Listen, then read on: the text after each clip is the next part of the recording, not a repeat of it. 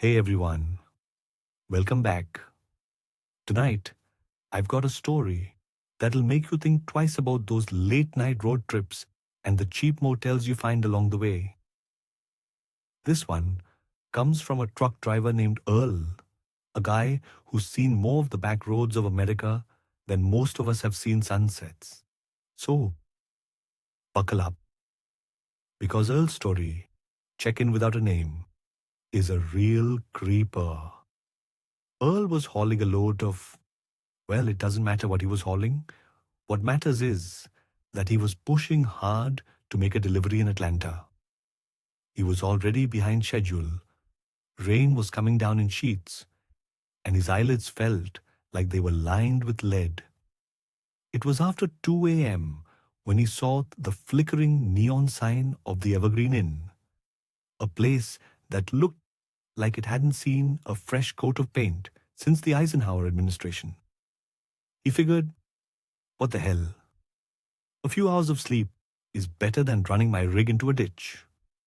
So, he pulled into the nearly empty parking lot.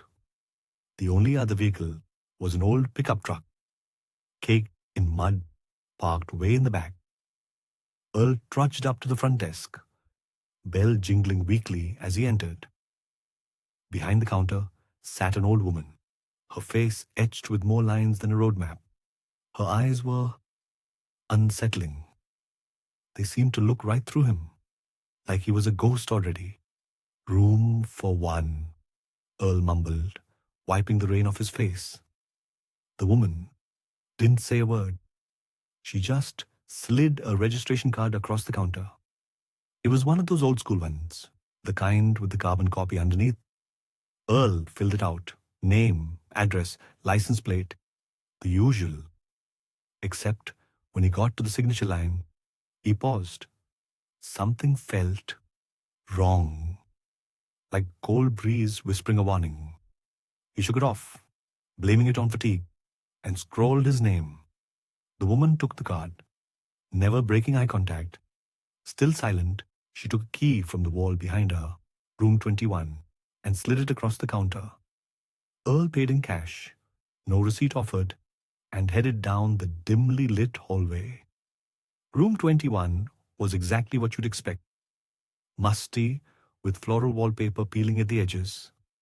The air hung heavy, thick with the scent of mildew and something else.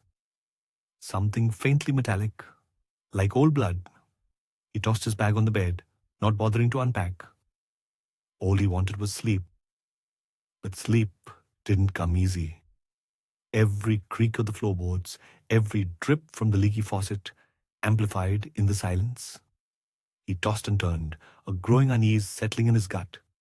It was like the room itself was watching him. Then he heard it, a faint, scratching sound coming from inside the walls. At first, he ignored it, thinking it was just mice, but the scratching grew louder, more insistent, accompanied by a low, guttural moan. Earl sat bolt upright in bed, his heart hammering against his ribs. He fumbled for his phone, the screen illuminating his face in the darkness. No signal. Of course. The scratching intensified, now accompanied by what sounded like whispers. Faint, distorted voices that seemed to be chanting something he couldn't quite make out. He had to get out. He threw back the covers and rushed to the door, fumbling with the ancient lock. It wouldn't budge. Panic clawed at his throat. He rattled the handle, kicked the door, but it was no use. He was trapped. The scratching was now a furious pounding, the moans growing louder, closer. He could feel the temperature in the room plummeting. A dark shadow began to creep across the floor, snaking its way towards the bed. Then a voice, clear as a bell, whispered right behind him, "You forgot to sign your name." Earl whirled round, but there was nothing there, just the oppressive darkness and the chilling weight of dread.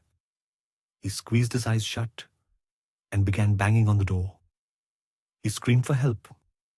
And then everything went silent. When he opened his eyes, the sun was streaming through the grimy window. The room was silent. Still, the door was unlocked.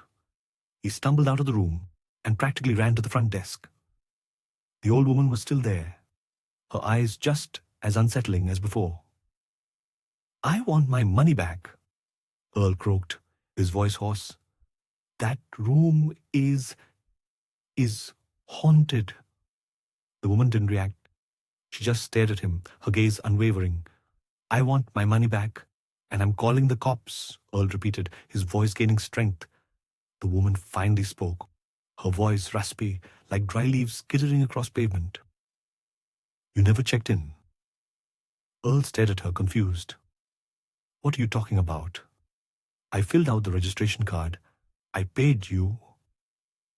"No name," the woman said, her eyes narrowing. "You checked in without a name." Earl scoffed. "I definitely signed the card. What are you even—" He stopped mid-sentence.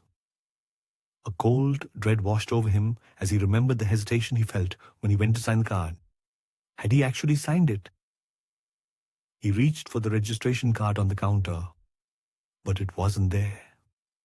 He looked around, frantically searching. "Where's the card?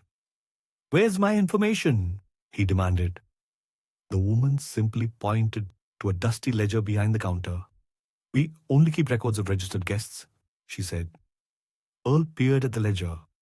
It was filled with names, dates, and room numbers. But there was no entry for him. No name. No room 21. Nothing. He backed away from the counter, a cold sweat breaking out on his forehead. He stumbled out of the Evergreen Inn, not looking back. He never found the registration card, and he never got his money back. But he did get something. A chilling reminder that some places are best left undisturbed, and some doors are best left unopened. Earl always says, two things stuck with him, and I'll never forget them either. Never ignore that gut feeling, and always, always sign your name. To this day, Earl refuses to drive at night, and every time he passes a rundown motel, he shivers, remembering the Evergreen Inn and the check-in without a name. So what do you guys think? Chilling, right? Have you ever had a creepy experience in a motel or on the road? Share your stories in the comments below. And if you enjoyed the story, be sure to like and subscribe for more tales of the strange and unexplained. Until next time, sleep tight. And don't forget to sign your name.